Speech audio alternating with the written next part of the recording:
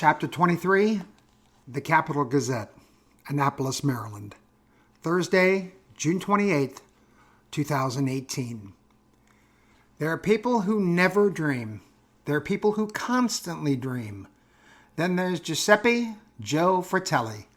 Joe would dream, achieve, then be happy and content for a while. Then something, or someone, would stir him. He'd dream, achieve again, then be happy and content for a while. Not forever. Shit changes, as Joe would say. And when it did, so would Joe. Joe was born January 3rd, 1948 in Islip, Long Island, the son of pizza owners Dominic and Angela Fratelli. Fratelli's served the best pizza in Islip, many said in Long Island. The secret was the Fratelli pizza sauce, passed down, ultimately, 3 generations. Joe might have been born into the restaurant business, but that didn't mean he liked it. In fact, he hated it. Joe Fratelli in no way, shape, or form wanted to have anything to do with the family business. Unfortunately for Joe, the family business didn't much care how he felt. From the time he could remember, Joe would be in the restaurant, cleaning, bussing, washing, folding silverware, cleaning the toilets. Always a personal favorite for him. Joe's first dream was to never, ever work in a pizza place for the rest of his life. That wish came quicker than he imagined. The Mafia, La Cosa Nostra, the control they had in the 1950s, 1960s on not only New York City and Long Island, but on the United States will probably never be accurately measured. And Dominic Fratelli's small portion of America, Main Street, Islip, Long Island, the Mafia controlled Fratelli's. There were 5 families in New York City: the Lucchese, Genovese, Gambino, Bonanno, and Colombo. All had designated turf that they controlled, except in Long Island. Not only did all 5 families have interests there, most of the bosses, capos, and soldiers lived there, and every family wanted protection money from Dominic Fratelli. Unfortunately for Dominic, it was protection not only from that one family, not from the other 4. And the amounts kept getting higher until by 1960, Fratelli's was paying a non-existent manager $400 a week. It was also where Joe learned to swear. Not listening to his father, listening to the men with the brill-creamed hair and the loud sports coats quietly say, "I don't give a fuck." Or, "Where's my fucking money?" Or, "I will fuck you up." In early 1960, Dominic reached out to his older brother Joey, who Joe was named after. Years before, Joey had moved his family to the Washington, D.C. suburb of Arlington, Virginia, after getting a job with the U.S. Postal Service. Now a supervisor, Joey pulled a few strings, called in a few favors, and got his brother a position as a trainee in the Clarendon Post Office, a neighborhood in Arlington. Dominic was able to sell Fratelli's very quickly, not mentioning to the new owners about the manager they'd have to hire, and with the proceeds was able to buy a 4-bed, 3-bath house near his brother's in Arlington Heights, less than 2 miles from his new job. By July 1960, the Fratelli families were celebrating the 4th together on the Washington Monument grounds, watching the fireworks, far away from Brill Cream and weekly threats. The Fratelli family was Catholic, so Joe entered St. Thomas More Cathedral School in the 7th grade. It was early that first semester that Joe dreamed for the second time in his young life, a very positive dream. Joe would never forget the date, Monday, October 3rd, 1960, the day Arlington County's Fire Department Fire Station 1 fire trucks pulled into St. Thomas More for a 2-hour course to the entire student body in home fire safety. That day, Joe started dreaming of being a firefighter. It wasn't what the captain and the 2 men with him said. Hell, he'd never remember anything they said. He remembered what they looked like. The uniforms with their shiny buttons, the big jacket, tall boots, and cool helmet, the gleaming red trucks, with one having a ladder that seemed to go up 1,000 feet. The axe, the hose, everything. It was cooler than anything he'd ever seen in his young life. He wanted to be one. His folks were good people. What they wanted for young Joe was to be a college graduate, to work with his head, not his hands. But they applauded him for wanting to pursue anything positively. He'd not taken the sudden move well at all. He'd left a lot of friends, and he was having a hard time adjusting to what was a radical departure from the life he'd known. What good people and good parents do is help their son to discover if this firefighter dream is an idle one, made in the magic of a moment filled with uniforms and fancy trucks, or if it's a dream worth pursuing. So they arranged with Arlington County to have Joe visit and spend the day with Fire Station 1, the same group that had visited his school several months before. The fire department allowed visits starting in the spring, so it wasn't until Saturday, May 6, 1961 that Joe got to spend the day with Fire Station 1. He would remember that day the rest of his life as well. It was the day he was first introduced to Lieutenant Raymond Ray Satriale, a man who would become his mentor, teacher, friend, and ultimately his father-in-law, because it was also the day he first laid eyes on Deanna Louise Satriale. As Lieutenant Ray was leading Joe around the station, this black-haired, green, brown-eyed, tiny spitfire of a girl came rushing into the station carrying a brown paper bag. "Dad, you forgot your lunch again." Sees him with Joe, gives Joe the once-over. "How many of these kids can you bring in here, Dad?" Looks at him again. "This one's scared to death. Loosen up. My dad won't bite." Tosses him a quick smile, laughs. "Bye, Dad." In Sicily, it's called il fulmine, the thunderbolt. Joe stood, stunned, staring at the door she'd left from, praying to his good Catholic God that she'd come walking through that door again so he could see her one more time. She did, rushing in with another brown bag. Joe almost passed out. "Dad, sorry. Piece of Mom's apple pie for dessert." "Is he okay?" "I'm Deanna." Reached her hand out, Joe took it, and the third dream of his life came rushing through him. Your name?" Still holding her hand. "Oh, sorry. Joe Fratelli." "Nice to meet you, Joe Fratelli. You can let go of my hand now." "Dad, this one needs a cup of water." "Nice meeting you, Joe. Bye again, Dad." Gone, leaving the carnage of young Joe Fratelli in her wake. "I'm going to marry that girl. I want to spend forever with that girl. Oh shit, Lieutenant Ray's talking. "Well, you've met my daughter. My shy, quiet, 13 going on 23 daughter. Takes after her mother. Wants to be an actress." "How old are you, Joe?" "Joe? Sorry, 13, sir." "Yeah, that explains it. You want some water?" "Yes, please." In the close to 20 years he'd been a firefighter, Ray had brought dozens of kids into the station to get a feel of what being in the department was really all about. 99 times out of 100, the kids left the station never to return. Joe was that one kid someone like Ray would dream about, a boy who saw the daily drudgery, saw the work it took just to be ready for an emergency, and without even experiencing the exciting part of the job, wanted desperately to be part of it. All of it. Joe loved the firehouse. Ray was able, with Dominic and Angela's grudging permission, to hire Joe part-time, off the books, to help clean, organize, polish, even act as a sous chef for Raphael, Fire Station No. 1's resident cook. Starting with his second semester at St. Thomas More and continuing into his graduation from Bishop O'Connell High School, Joe's second home became Fire Station No. 1. During his first few months at Station No. 1, Joe would see Deanna rush in for some reason, then rush out. If she saw him, she'd always yell out, "Hi, Joe Fratelli," and wave. He'd smile and wave back, always thinking to himself, "That Deanna's really something," and watch her run out the door. And of course, Lieutenant Ray would be in the middle of teaching him something. He wouldn't be paying attention, then get a "Joseph" in his ear. One day, after probably the 20th such incident, Ray stopped what he was doing, motioned Joe into a seat, then settled into a chair directly across from him. "Okay, Joe, one question. You really like my daughter, don't you?" "Yes, sir, I do." "Yeah, I can tell."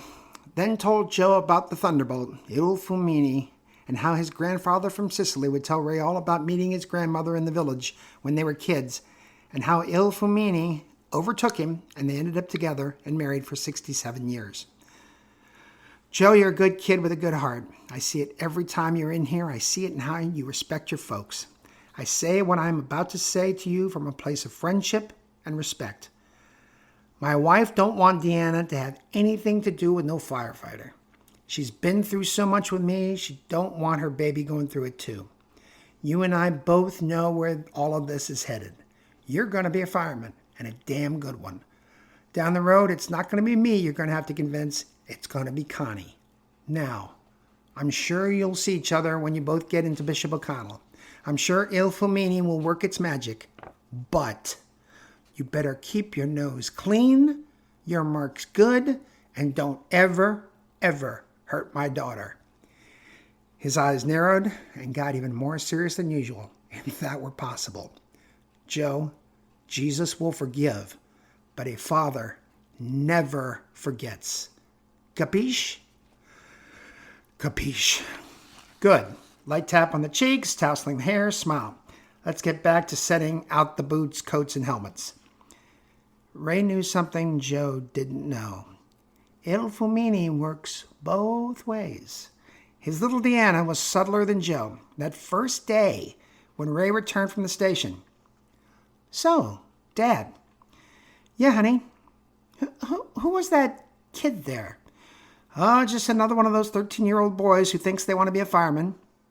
Oh. Ray had smiled that day. Kid had never asked about anyone there before. After another brief visit. So, Dad. Yeah, sweetie. That kid, Joe Fratelli. He Catholic? Yeah, baby. He'll be going to O'Connell for high school. Oh. That was the same day Ray had given Joe the Father Never Forgets speech. Smile. Fulmine. Tuesday, September 3rd, 1963. Another day Joe would never forget. First day, freshman year. Bishop Dennis J. O'Connell High School. Scared to death. Finds his locker. Fumbles with the lock. Gets it open. Starts putting his stuff in for the first time. Hi, Joe Fratelli. Joe whirls to his right. Hits the open locker door. Almost knocks himself out. Recovers quickly. Turns around. And the little Spitfire is standing right in front of him. You caught me at my most graceful. Hi, Deanna. She laughed. And Fulmine hit them both like a shovel to the skull. For 4 years, it was Joe and Deanna. Joe was a little over 6 feet in good athletic shape.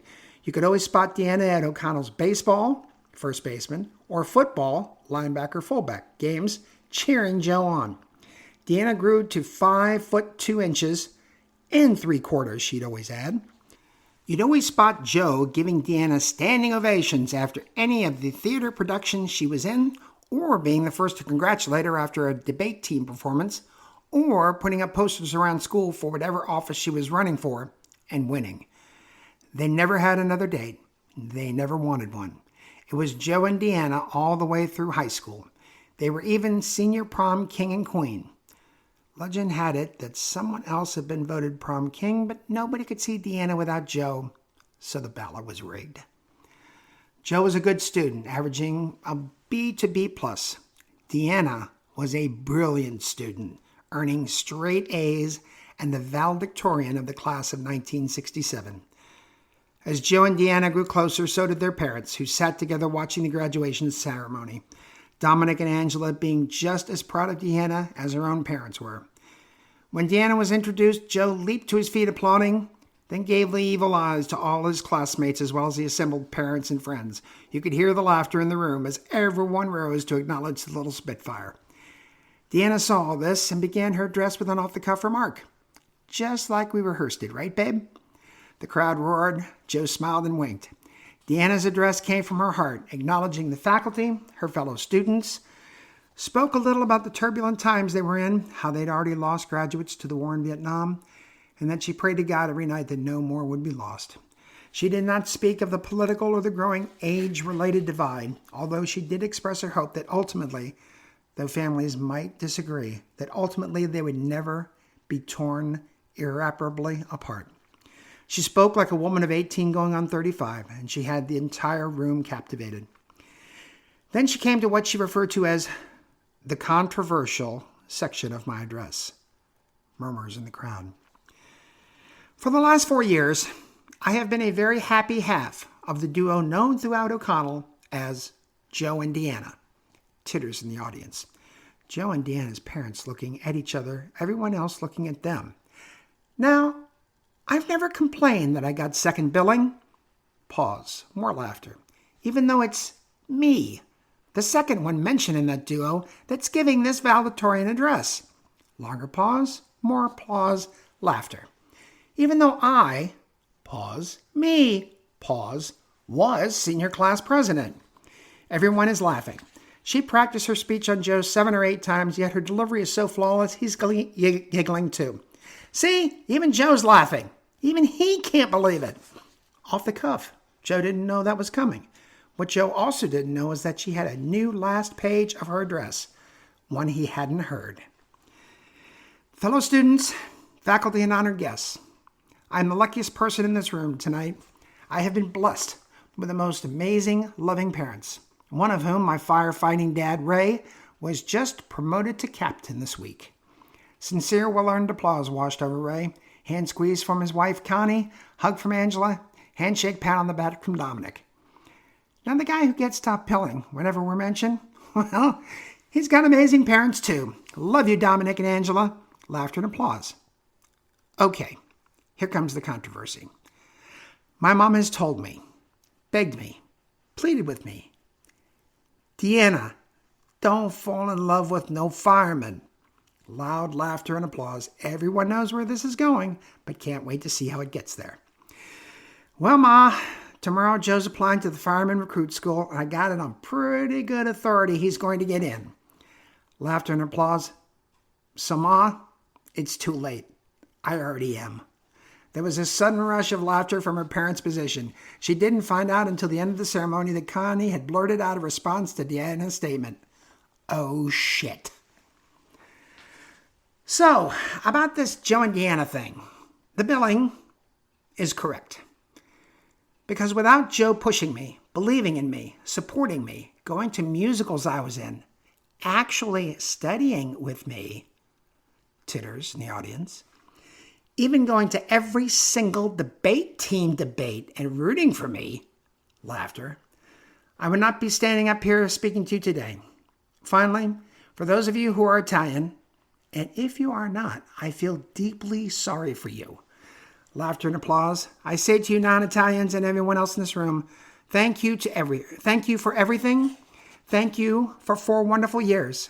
And to Joe Fratelli, ti amo con tutto il mio cuore. They decided that they would not marry right after high school. Joe was accepted into fire recruit school after passing the written and physical tests. Outfitted for his uniform and equipment. You saucy thing, said Deanna after seeing him, and started his 28-week training in the school. Through this process, there was one giant consideration that had to be resolved. Joe was 19, eligible for the draft, and Uncle Sam was grabbing everyone who wasn't married or in college. However, there was a loophole. If you were an essential breadwinner in your family, you were placed far back in the pack. It took Dominic, his brother Joey, several rungs higher in the post office, now Captain Ray Satriale, and a couple of Joe's favorite pacifists, Teacher Priest at O'Connell, to convince the federal government that Joe was essential to his family.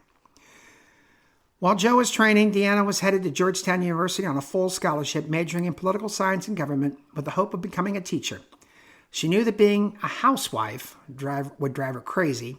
Added to that would be sitting at home worrying about Joe responding to whatever challenges he'd face, and it was a quick decision to have a dual-career household.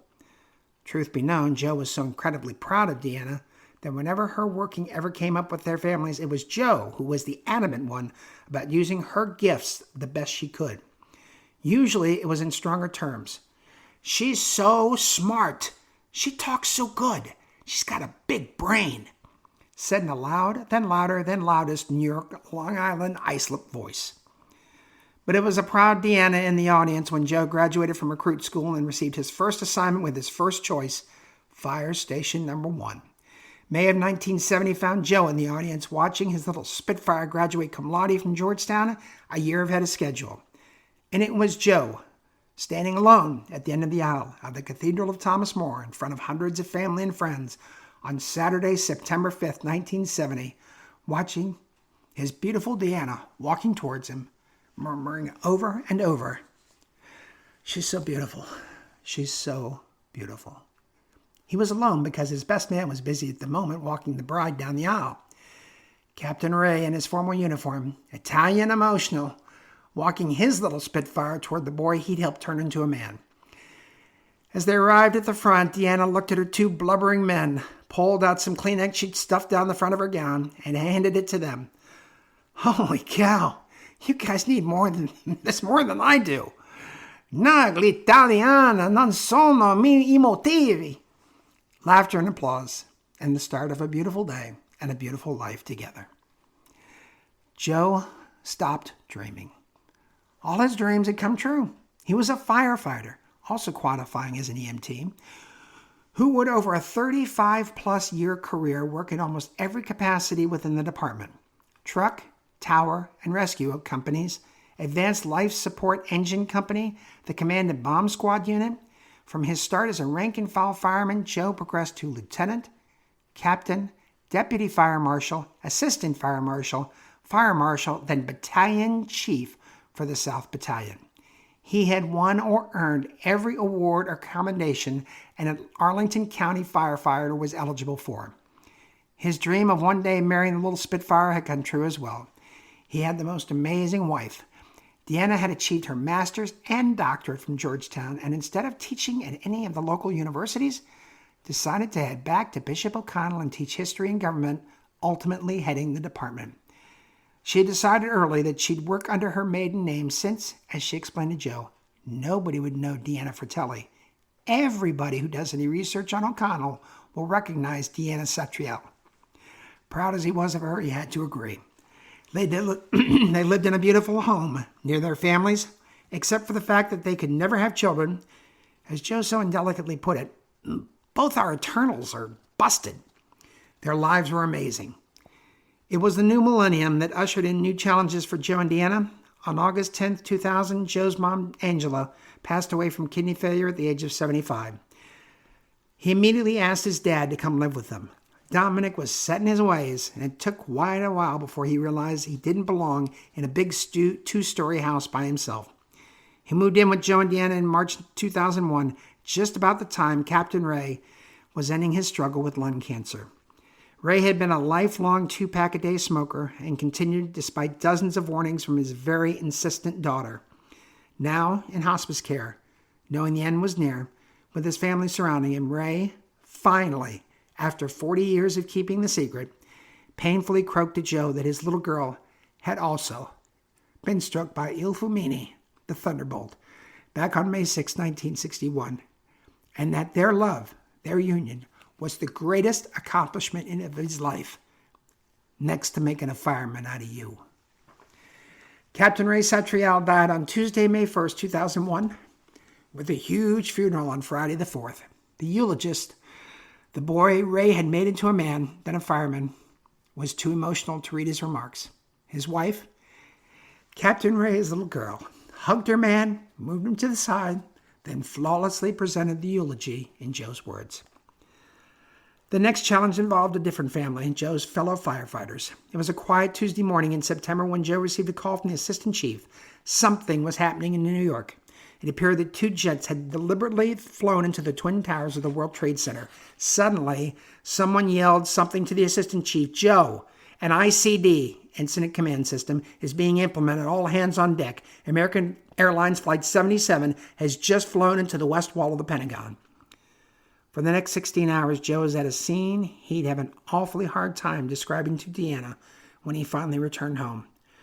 Arlington County Fire Department was lead at the Pentagon, with multiple stations arriving. Fort Myers and Reagan National Airport were the first, with others arriving shortly thereafter. Joe played a number of roles that day.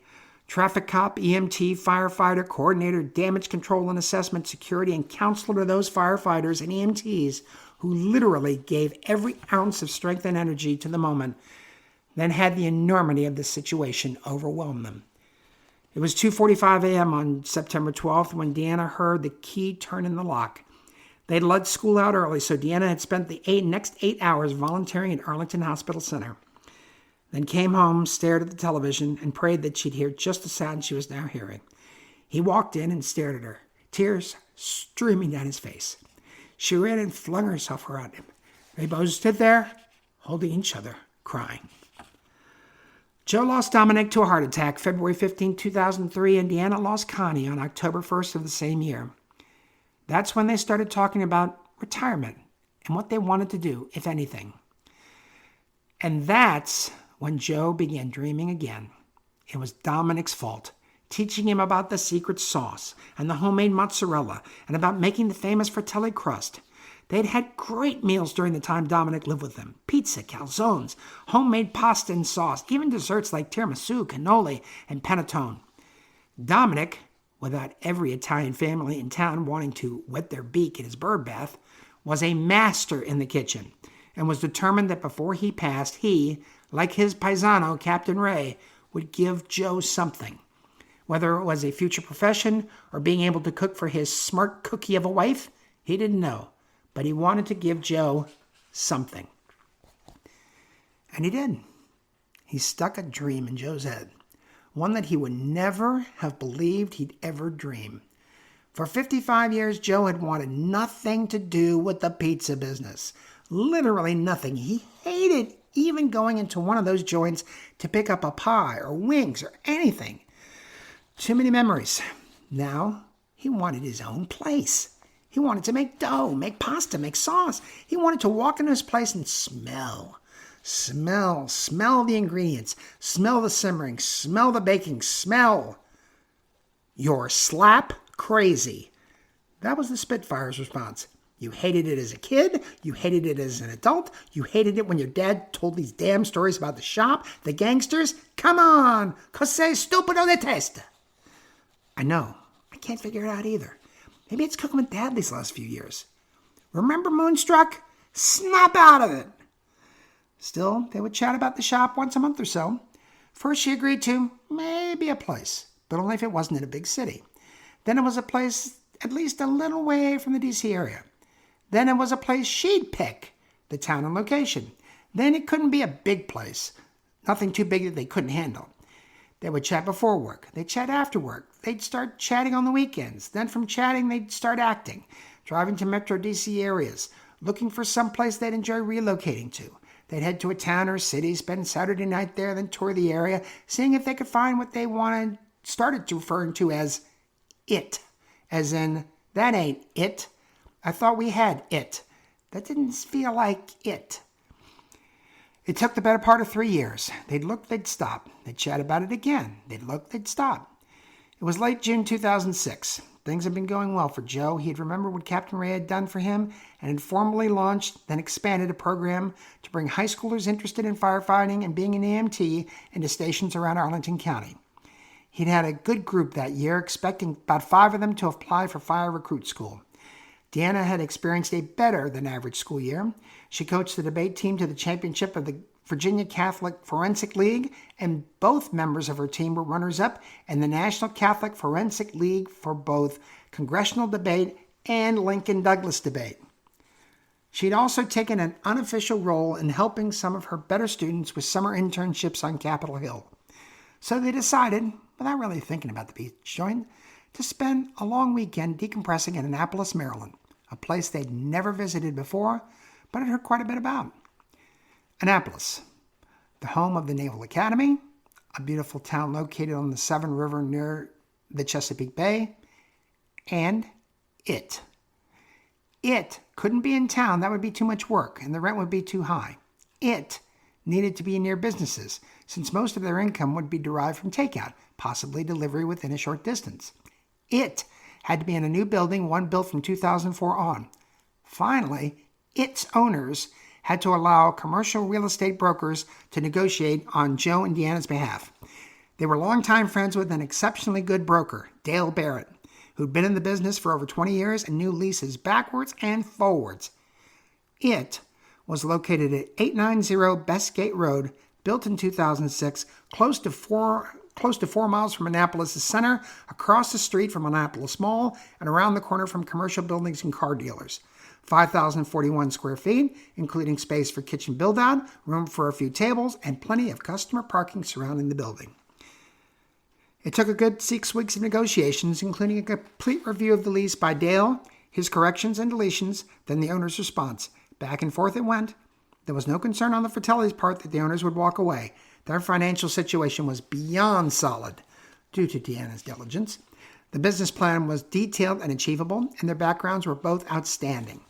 Finally, the lease was signed Friday, September 1st, 2006. 10 years, full build out by the owners, 10-year warranty on anything building related not caused by wear and tear, 2% lease increase after 2 years with 2% increases every 2 years thereafter. No rent based on gross income. An excellent lease negotiated by an excellent broker. One of the first sandwiches on their new menu was a Barrett burger. 2 half-pound patties, lettuce, tomato, bacon with a thank you Dale beside the menu item and a stack of his business cards, which they give out to anyone complimenting them on the shop.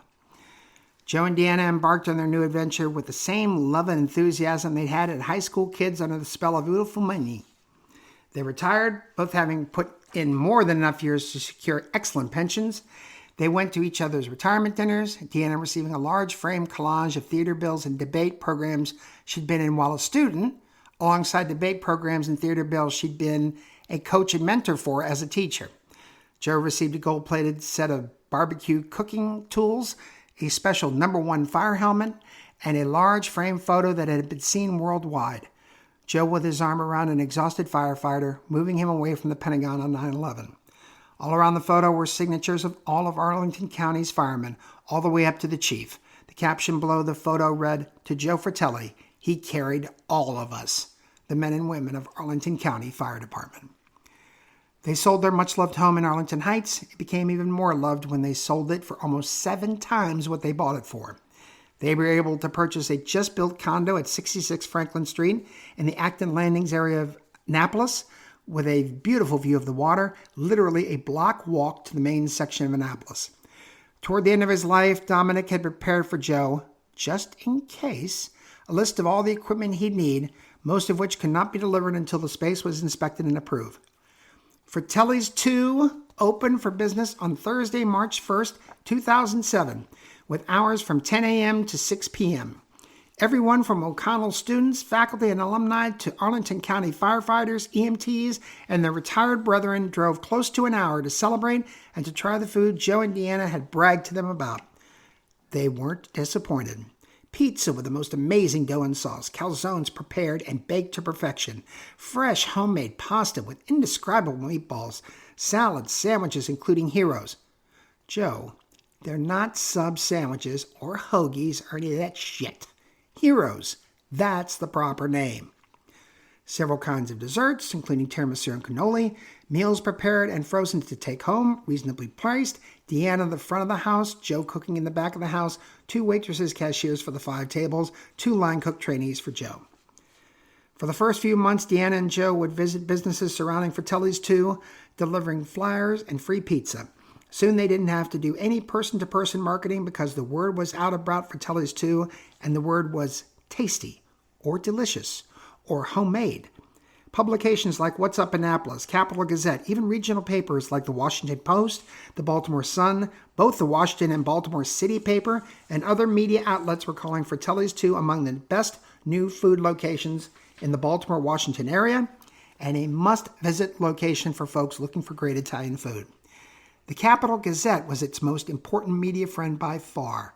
The Gazette was located at 888 Bestgate Road, literally a few hundred feet from Fratelli's 2, and its staff had already eaten there so much and had invited Deanna and Joe out to so many happy hours at the Middleton Tavern that they began calling it the official pizza joint of the paper. There was a plaque in Fratelli's 2 from the Gazette making Deanna and hubby, they had heard about her second billing high school speech, the assistants to the assistant editor - food and beverage. Again, Joe stopped dreaming. He had everything he'd ever wanted. His little Spitfire, a successful pizza joint, a great home and a great location, even a well-trained staff who could watch over the place while he and Deanna played hooky. He sometimes couldn't believe it was all real. It became real on Monday, April 30th, 2013. Deanna had always loved to swim for exercise. She just enjoyed the peace, tranquility, and the sense of calm it gave her. She always tried to swim at least 3 times a week. She and her folks had belonged to the Wakefield Aquatic Center in Arlington, and she renewed her membership when she married Joe. When they moved to Annapolis, one of the first things she did was join the Arundel Olympic Swim Center, about 6 miles from her new condo. She tried for 3 times a week, sometimes 4. Occasionally, Joe would go with her and splash around, but never did any serious swimming. That morning around 6:30, Deanna left early, intending on swimming about a mile, then coming back and heading to the shop with Joe. She found a lane, started to swim, got halfway down the lane, and sank. She suffered a massive heart attack that literally killed her in mid-stroke. She wasn't discovered for 10 minutes, but there was nothing anyone could have done. Deanna Satriale Fratelli was 64 years old. On Friday, May 4th, the Cathedral of Thomas More was standing room only for Deanna's service. She was buried at Columbia Gardens Cemetery with her parents. Joe's parents were nearby. To a person, everyone said that most of Joe was buried with his little Spitfire. He was lost. He was devastated. His light had gone. Fulmine, the thunderbolt, had left his sky. And yet, he was at his core a firefighter. He had a work ethic second to none. He liked to serve, even if it was only pizza. He went to work every day. He made one of the original waitresses the manager of the front of the house, promoted one of his line cooks to head chef, and hired 4 more people. Fratelli's too hummed like never before. The food was still excellent. The place stayed cheery and clean, and the feedback was almost unanimously positive. And he would go home to the condo they had picked out, sit on the special overstuffed chair she'd picked out for him, stare out at the beautiful view she'd always loved, be surrounded by her photos, plaques, citations, even a framed caricature sketch they'd done at the Virginia State Fair way back when. Sit, stare, cry on occasion, go to bed, wake up, go to work. Joe decided to institute a delivery service for homes or businesses within a 5-mile radius of the shop, basically so he would have some connection to the outside world and not continue to go slowly crazy. His best customers were also his biggest supporters, and one of the businesses closest to him, the ground floor offices of the Capital Gazette. A beautiful obituary was written by Wendy, the writer who had done Fratelli's 2 initial review, a 6-foot-tall redhead with the same bubbly, outgoing attitude Deanna always had. Wendy and Deanna had become close, remarking more than once how they would have been sisters from another mother. Mutt and Jeff. Mutt was Wendy, the tall one. Jeff was Deanna, the short one. Almost from the day they met in 2007 until Deanna's death, they referred to each other as Mutt and Jeff. It just didn't sound right coming from anyone else. After Deanna's passing, Wendy spent extra time at the shop. The Gazette staff was frequent visitors as well. He knew them all by name: Rob, Gerald, John, Phil.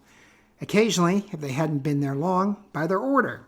At least 2, sometimes 3 days a week, he'd bring lunch over to the offices. If they were heading to the Middleton Tavern, they'd force him to come along. Sometimes if they were working under a deadline, they would phone ahead and request 2 or 3 pizzas to drop off on his way home. Good friends. Made him smile. Took his mind off things for a while.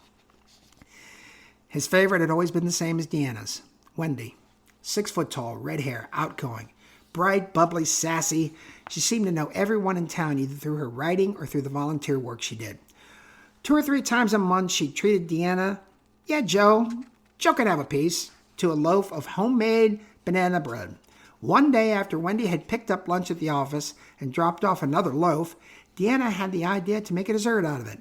She went out, bought some Neapolitan ice cream, chocolate, vanilla, strawberry. He had since learned to make his own. They had chocolate sauce, whipped cream, and nuts. 2 slices of banana bread, 2 scoops of Neapolitan ice cream. Covered in chocolate sauce, whipped cream, nuts, cherry on top. Wendy's Banana Split appeared as a weekly special, then made its way as a daily special, then became a permanent item on the menu. Wendy was delighted, as ice cream and chocolate were her 2 favorite foods. Combined them on her banana bread, she was happy to supply Fratelli's 2 with a steady supply. In return, she had a permanent 25% off discount. And it was, per Wendy, a slam dunk, Jeff. Joe had never thought of dating after Deanna's death. He'd had the best. All he would be doing is occasionally comparing somebody else to his little Spitfire. He knew in his mindset that the comparisons would never be favorable. He had customers that would make overtures. He had neighbors who'd make offers. He just never saw in any other woman the way he had seen his girl. Make no mistake, these were not pity offers, feeling sorry overtures.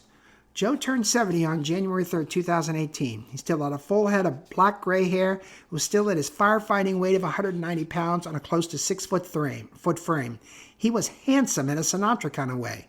Yes, he was 70, but you'd love to spend time with him and hear all his stories. He was successful. He owned a popular business, lived in a beautiful area of Annapolis, and had money in the bank.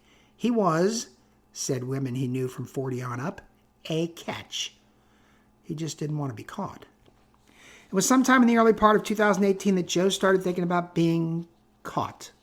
He was tired of being alone, tired of spending his life on a self-imposed island, tired of grieving. There was only one person out of all the overtures and offers that interested him, not only on a physical level, but on a mental and emotional level as well. Wendy, the reporter, now editor, from the Gazette, the co-founder of Wendy's Banana Split. Physically, she was as far apart as you could be from Deanna. Personality-wise, they could have been sisters. Sisters from another mother. Joe liked intelligent people. Joe loved intelligent women. Joe also loved women that made him laugh. Wendy checked all the boxes for him. He just hadn't been interested in checking that scoreboard until now. He would call his friend Rob, the assistant editor, up to find out when the crew would be going out for happy hour, then would pay more attention to Wendy once they got there. He would sit next to her, chat her up, as he'd like to say, but how to ask her out? Everyone thought they noticed what was going on, but it took a visit by Rob to the shop for confirmation.